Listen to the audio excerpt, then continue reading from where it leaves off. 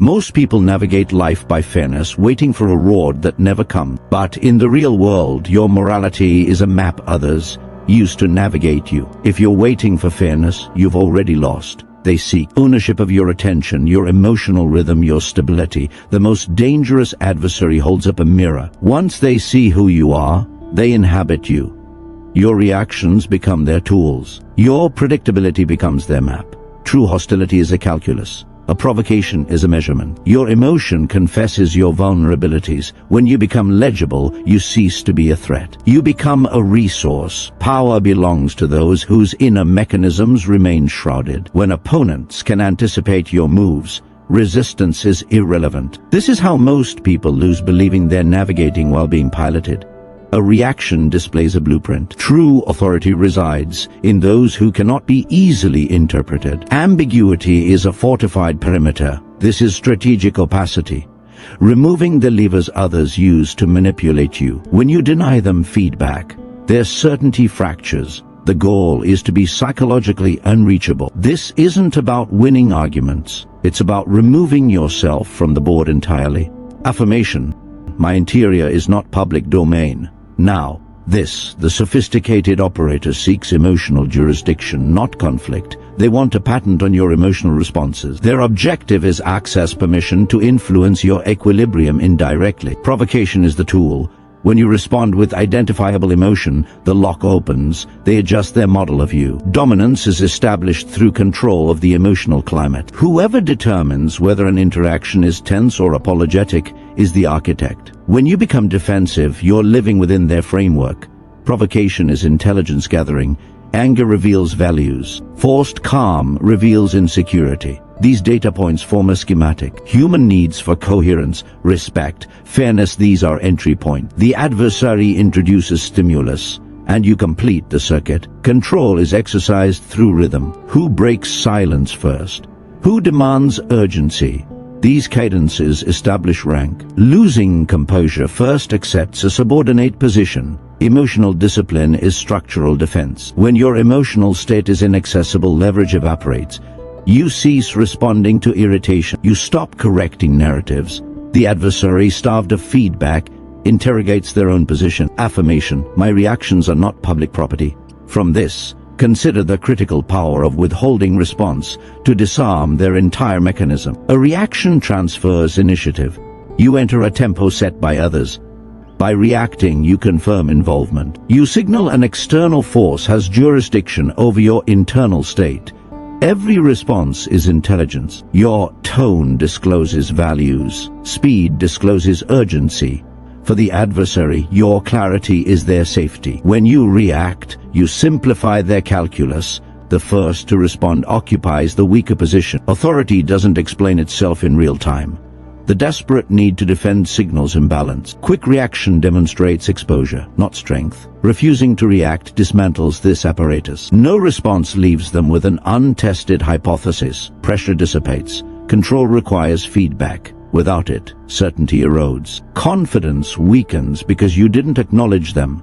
This power is selective engagement. Non-reaction is disciplined denial. Provocation requires participation. Without it, the provoker performs for an empty house. Your silence becomes a mirror.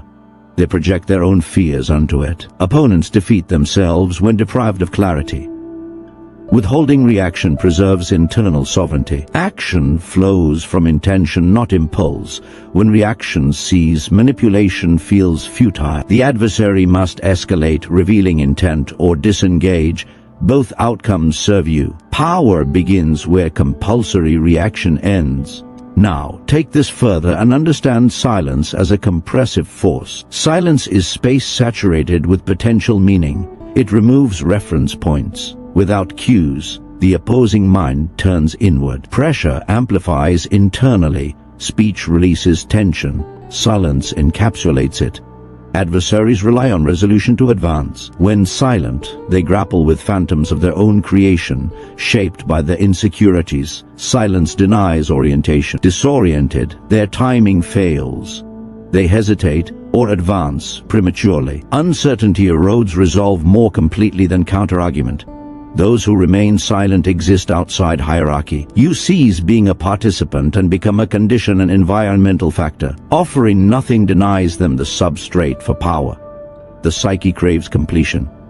Silence is an open loop. This unresolved state generates persistent internal noise. While adversaries construct meaning from nothing, you remain undisturbed. Silence destroys emotional symmetry. When one exhibits urgency and the other stillness, imbalance becomes palpable. Emotional expenditure without return feels humiliating.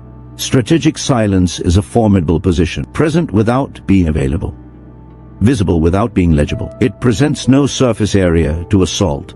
Explanation invites debate.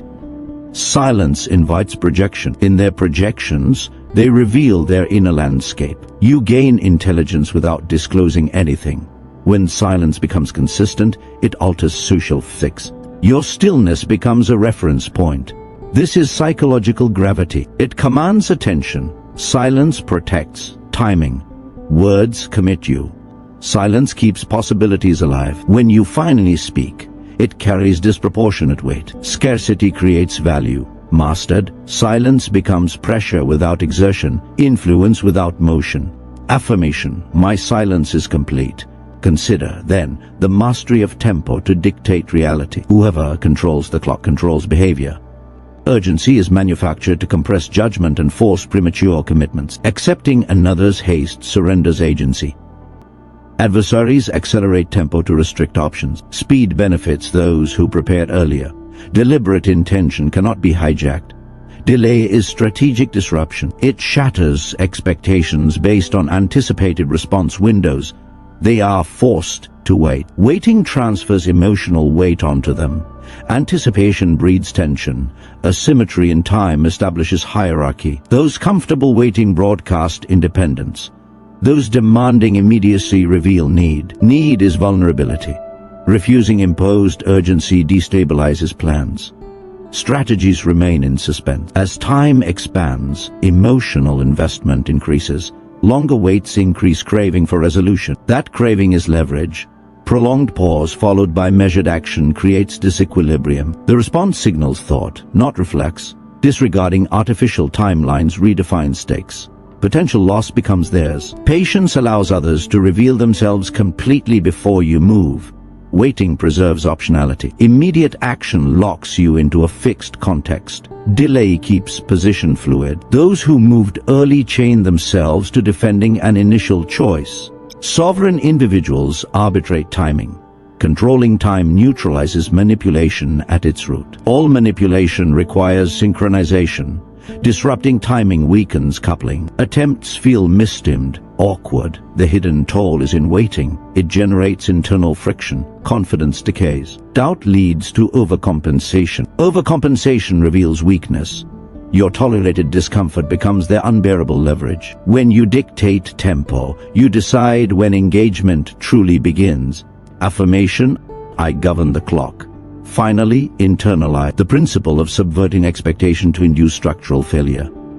Adversaries prepare for your pattern, not for reality. Once a pattern is assumed, planning becomes rote, alertness dulls. This belief is a critical vulnerability. Expectation is a script.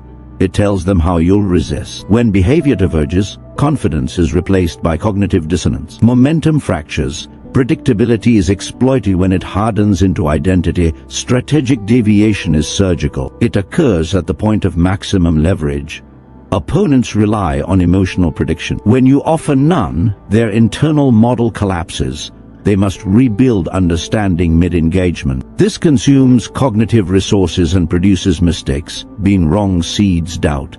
Doubt weakens all future prediction. One broken expectation infects all future encounters. Manipulation depends on reliable cause and effect. When actions cease producing expected reactions, influence loses calibration. They overadjust, exposing intent. Appearing simple while being complex is a profound advantage. Adversaries relax when they believe they've decoded you. That relaxation is a trap. Expectation governs escalation. They decide how far to push based on predicted resistance. If resistance changes form, escalation misfires, creating exploitable space. Breaking expectation is often about absence where presence was awaited. The key is contrast. Sharper contrast creates deeper disorientation. When you become unpredictably calculated, they grow cautious. Caution slows initiative. Lost initiative transfers advantage. They hesitate. In that hesitation, control changes hands. Fluidity prevents entrapment. When behavior cannot be mapped, strategy can never be finalized. Expectation is comfort. Removing it induces instability. Instability weakens the entire structure of their approach. When structure fails, dominance ends. The moment they realize they no longer understand you, the power balance tilts irrevocably. They're reacting to a game whose rules they cannot discern.